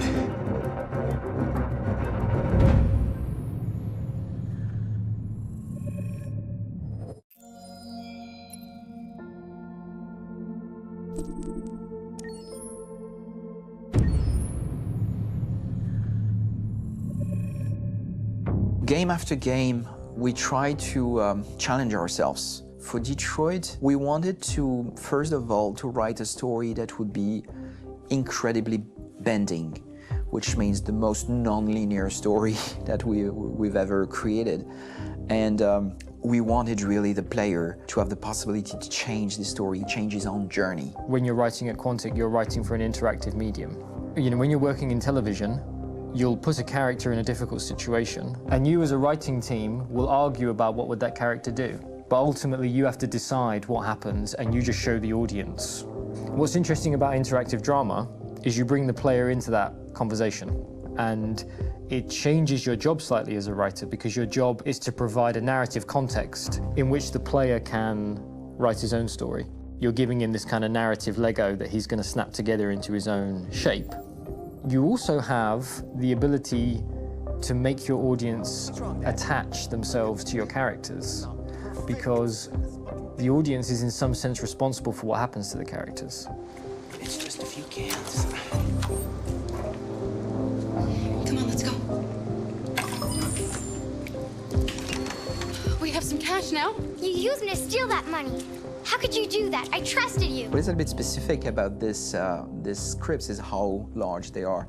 If you take a film script, there are about 100 pages, but here we have to deal with a script that is between 4,000 and 5,000 pages. Everything becomes bigger because we don't just tell one story, but we tell all the possible stories that can be told within this narrative space. On Act 3, our final act, we have around 1,000 different scenarios, and every one of those scenarios has to be as interesting, as passionate, as strong, and as emotional for the player. We want every action that the player does, every interaction that is available to serve in telling the story, and help the player understand who his character is, and build that character moment to moment.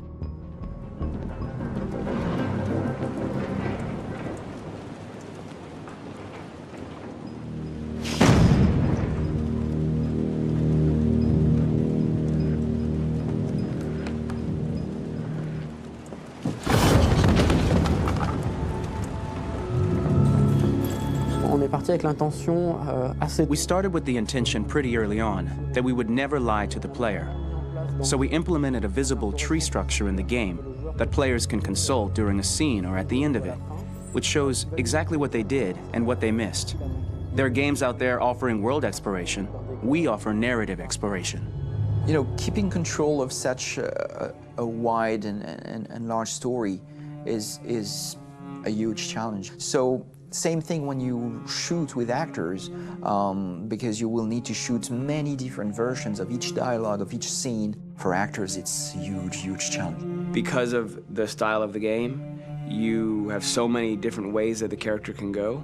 Every decision, it's what I call kind of choose your own adventure. Like every decision that the player makes, it's going to open up 40 more pages of material and experience that ties in, which means as a performer, you have to try to continue to make things feel real that the player might not ever see, but also that in performance, it's not always connected to a previous act. It's grueling, it's hard work, but it's a great team, and I enjoy doing it. I was really frustrated, until I got to this point where I kind of was able to step outside of my own experience and even in a lot of ways my own process, and be able to step outside of that and, okay, this is something new, what do you need? How do I meet you there? How do I give you what you need and still feel like I'm doing what's right? And once I did that, then all of a sudden it got really fun. It was much freer, and having to approach it in a new way and think about the player and think about how it serves them and what I'm doing for them or what I'm letting them into. It's really, I think, helped me grow in general. Remember, there's nothing on the left. That's a wall, so it's probably all there. And then make her come first, close. But I think you would go first to check that it's safe. Okay, sure.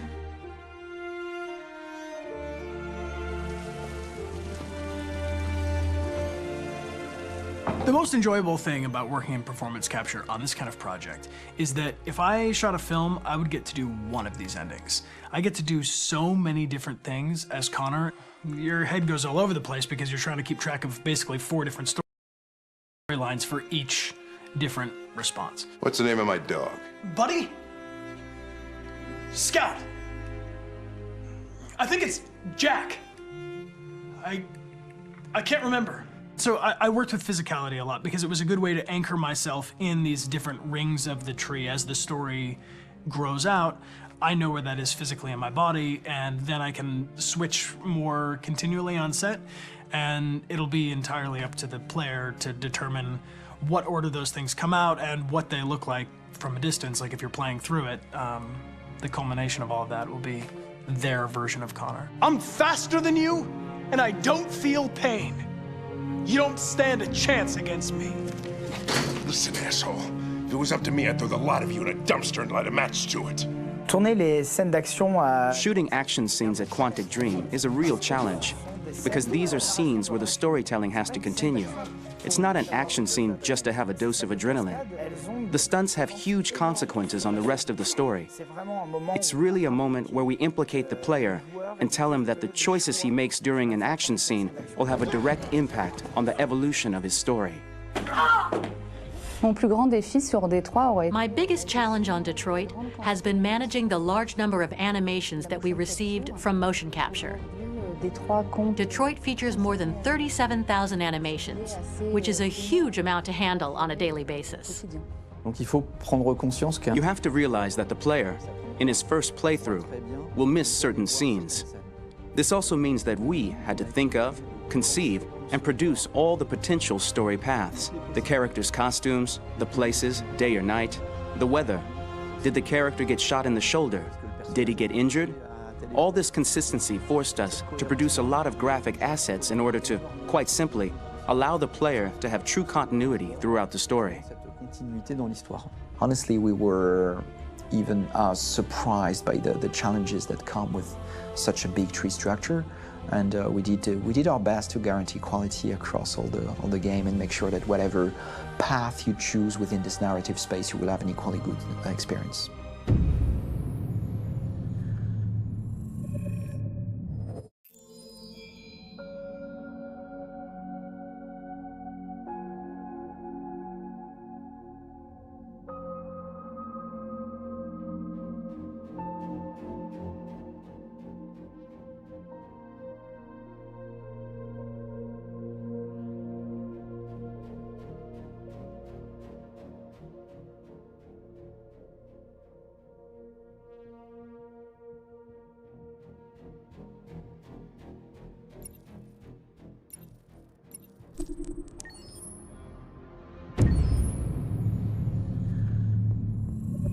Detroit Become Human was produced over a period of 4 years. Here in Paris, we have a team of about 180 people. And to that, we need to add also all the outsourcing with our partners in the Philippines, in China, Vietnam, and in India. So when we started working on this story, I had to imagine where Kara was built. And for whatever reason, the city of Detroit came very quickly to my mind because it had already an incredible story by itself full of history and themes. So we traveled there with the team and we were really moved by what we saw, and we could really feel the desire to fight and really be born again. And we just continued this curve, this growth, and just imagine what Detroit would be like if the Android industry was, using these huge factories to build androids there. A very strong element in Detroit is that there's a lot of industrial wasteland and a lot of nature too, and for us, the graphic designers, it was an incredible playground. The destroyed zones which we wanted to preserve, we appropriated them to turn into something else. Then in the areas that needed to be rebuilt, we were able to imagine our Detroit of the future. We didn't want to make a science fiction universe, but a world of anticipation. If we chose science fiction, we could have imagined flying cars, extraterrestrials, but those things are very far from our current everyday life. Anticipation is more about gleaning from our contemporary reality, the one we know, because Detroit is set in 2038, and 2038 is tomorrow. The difficulty we had was sticking to reality. That is to say, technology becoming more and more invisible, a lot more elegant, and at the same time, making it visual. So all the computer equipment, autonomous cars, we simply had to invent. They are in fact very technological objects, but at the same time remain very credible and ingrained in reality. To create a cohesive universe in the fashion and clothing of the human characters in 2038, I didn't want to put an accent on strange shapes, or really vibrant colors, and things we wouldn't know. That I wanted to keep for the androids. The goal was to create something familiar which we can identify with in this future setting. Working on the artistic direction for the androids was a bit special because this is a project about the place they could occupy in the human world.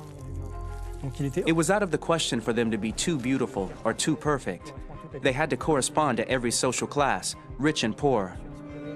Inspired by everyday utilitarian clothes, I brought a modern touch by adding dynamic display surfaces, the armband we can see on the side, the triangle on the front and back, an LED. Like that, there's no confusion. Wait. You're sending an android? All right, ma'am. We need to go. You can't do that. Why aren't you sending a real person? Once we cast the actors, we travel to meet them in order to scan their faces. We record the structure of their face with the scan. And we record the colors and patches of skin with photography. Once we have this information, we will use this as a basis for modeling and creating the characters. The artist will make it more realistic, but will also enrich it. He will propose ideas which we will develop together. Finally, we will have a character with character who corresponds to the project and the world. When the actors come to Quantic Dream, we show them the design, what their image will be, and what they will look like in the game. This extra information gives them another dimension and color to connect with emotionally. It helps them think about how to play their character. Your mission. That's all you care about, huh? You should consult a professional who can help you. Beat it, you hear me? Get the hell out of here! So there are 3 types of shoots at Quantic Dream. Shooting and performance capture, where you capture the whole actor, his voice, his face, and his body. These shoots are obviously done with American actors because the game's original version is in American English. After that, there are the body-only shoots, representing around 250 days of filming, while the performance capture is 100 days of filming. Now, body-only shoots, there are 2 types. There are the action shoots and the technical shoots, which are mo-kit shoots. Mo-kit is when the player controls a character on the screen, and he moves in an environment to explore it. This is of particular importance at Quantic Dream, and therefore we shoot a lot to offer a unique context for each scene and each character. To prepare a motion capture shoot, we first get together to look at the sets we need, the animations that we want to shoot, which ones need to be grouped together, or which ones need to be cut and shot at another time, so that we get the most out of the shooting day. This often means shooting scenes out of order, especially those with big props or accessories, like a big car, for example. So we shoot all the animations related to that particular prop first.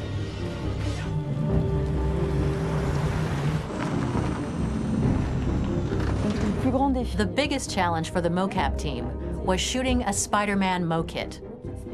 We had to build a wall and attach an actor to a harness with cables so we could pull him up and render him climbing.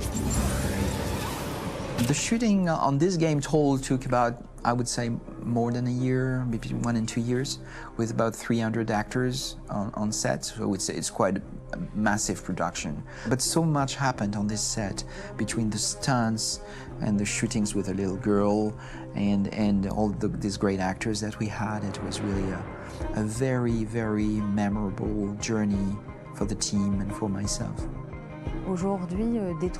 Today, Detroit has over 37,000 animations. When we retrieve the motion capture data, it's just a cloud of points, which represent all the markers worn by the actors. From this cloud of points, we have a phase called retargeting, which gives us a skeleton. This skeleton will be applied to the characters of the game. There is still work to be done, but this gives us the main movements. Since we are working on something very realistic, we must recognize the actor and also recover all the emotion he expresses in his performance. We use a system of facts, an identity card for each actor. We make the actor do a whole range of facial expressions. Then we recover all the expressions and paste the animations on a puppet that Jan has prepared. I then recover and refine these poses. I might stretch the lip, reinflate a cheek, tiny details that make the finished product really capture the actor. Because of the nature of our mocap system today, when we receive the animations, we're missing eye movements, and so the character has that dead look. He really has no eyes, so then it's a big part of the work for the animators to find the regard of the actor in relation to his position, in relation to the body, etc. It was crazy when I saw the newest model for Kara, because they've been working on it and working on it, and this was the first time I literally jumped in my seat. It not only looked so much like me, it was the fact that it looked so lifelike. It wasn't that it looked just like it was a camera, it was something else, you know, but it looked alive. It's exciting, and it's kind of terrifying. Game after game, we learned the rules of optics and filming, and our goal with Detroit Become Human was to have cameras that would actually emulate the optics of a real physical camera. So basically dealing with real-world imperfections was our main task, and just to make cameras look as real as we can. Once the animations are shot and processed by the animation department, integrated and polished, we film them. That is to say, we really do a mise en scène, as in cinema. The real difficulty of our job is to know if these cameras are telling us something. Are they in the emotion of the scene?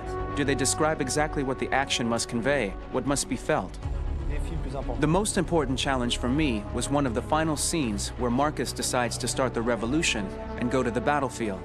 Very quickly, we imagined this to be a huge sequence shot. We wanted the feeling of a cameraman running behind us while showing Marcus, the androids who help him, the person shooting at us, etc. Above all, it was necessary to say to oneself, this scene is very violent but does not glorify war. On the contrary, that war is something improbable and absurd. It was really a fun challenge. The idea was to say we have 3 characters. We would like each of them to have a specific cinematography. We wanted Kara to be much more filmed with some kind of handheld camera, to have something very living, very breathing. For Connor, we wanted something very cold and very perfect. And for Marcus, we wanted something epic and spectacular. So it was about the filming, but it was also about the photography. So we worked with a director of photography to give each character a different lighting, different key colors. Each of them would have their own worlds. And finally, we worked with the composers, so they would create a specific sound for each character, so each would have his own world and his own style.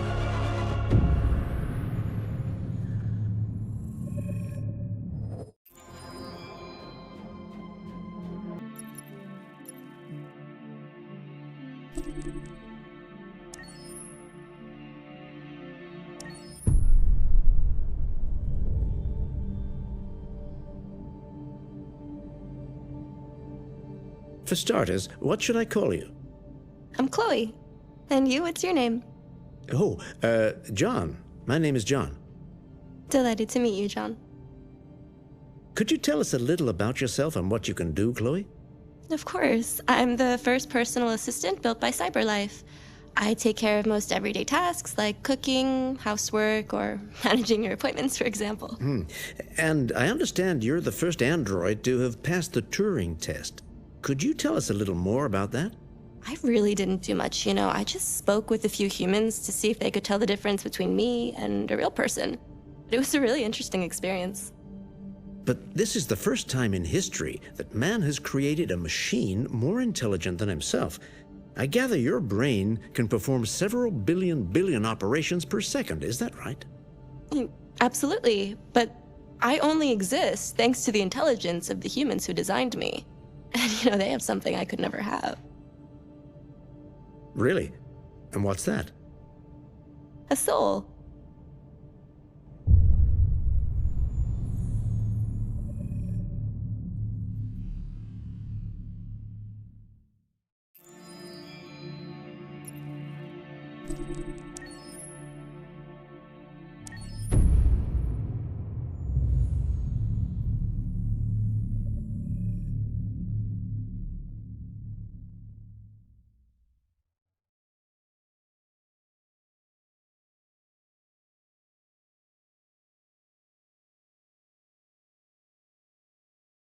Hold on just a little while longer. Hold on just a little while longer. Hold on just a little while longer. Everything will be alright. Everything will be alright. Fight on just a little while longer. Fight on just a little while longer. Fight on just a little while longer. Everything will be alright. Everything will be alright. We will sing on just a little while longer. Sing on just a little while longer. Sing on just a little while longer. Everything will be alright.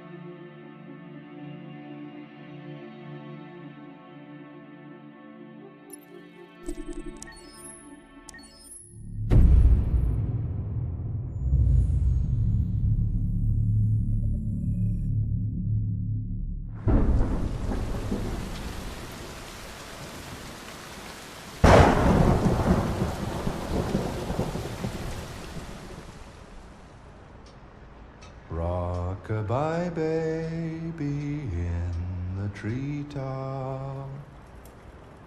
When the wind blows, the cradle will rock. When the bough breaks, the cradle will fall. And down will come baby, cradle and all. Rock-a-bye baby in the treetop. When the wind blows, the cradle will rock. When the bough breaks, the cradle will fall. And down will come baby, cradle and all. Rock-a-bye baby in the treetop. When the wind blows, the cradle will rock. When the bough breaks, the cradle will fall.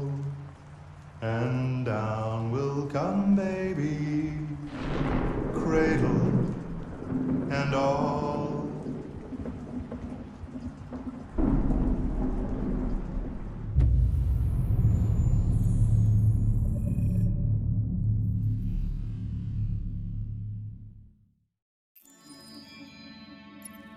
In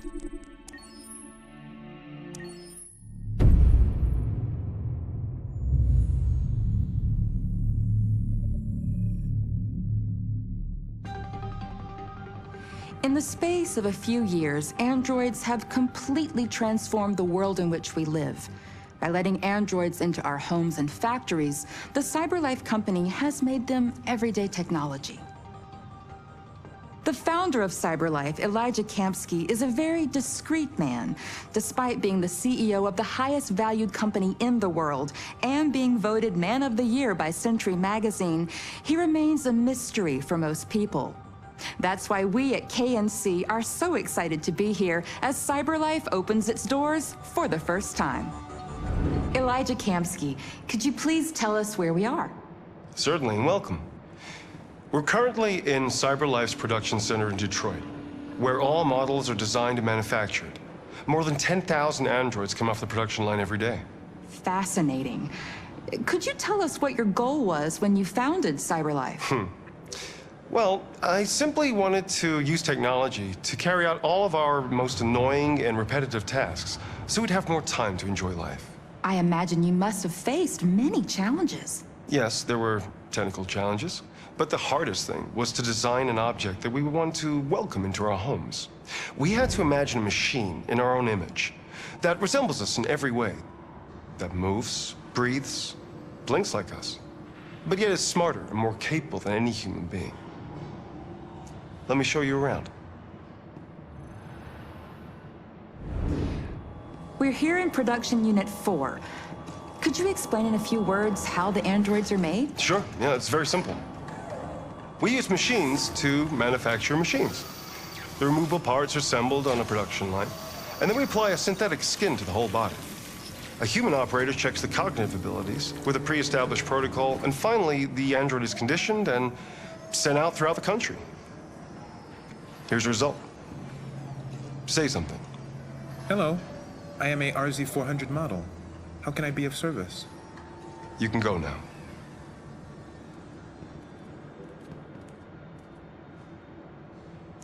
Our androids are already replacing humans in many fields. For example, they represent more than 80% of all university professors and 63% of all medical staff.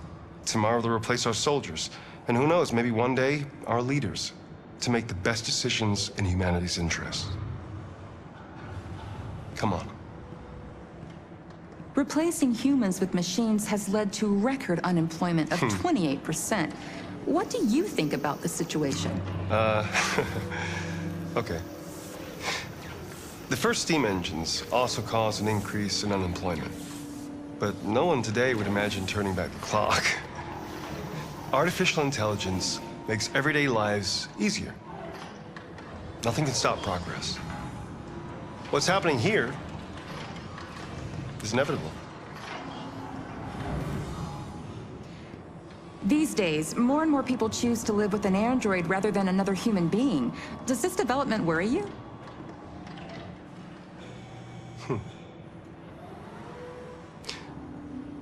Everything's much easier with an android. They obey your orders without ever complaining. They can cook, discuss philosophy with you, have intimate relationships according to your desires. They never say no. Obviously, they are the perfect partner. Everyone deserves happiness. Why deprive yourself of so-called moral reasons when a machine can make you happy? Many science fiction books tell the story of how machines become more intelligent than us and end up confronting us. Aren't you worried about that possibility? I understand the irrational fears about artificial intelligence, but I assure you that will never happen with a CyberLife android. They're designed to obey humans. They're machines. They can't ever develop any sort of desires or form of consciousness. Are you sure? I'm absolutely certain. You can trust me.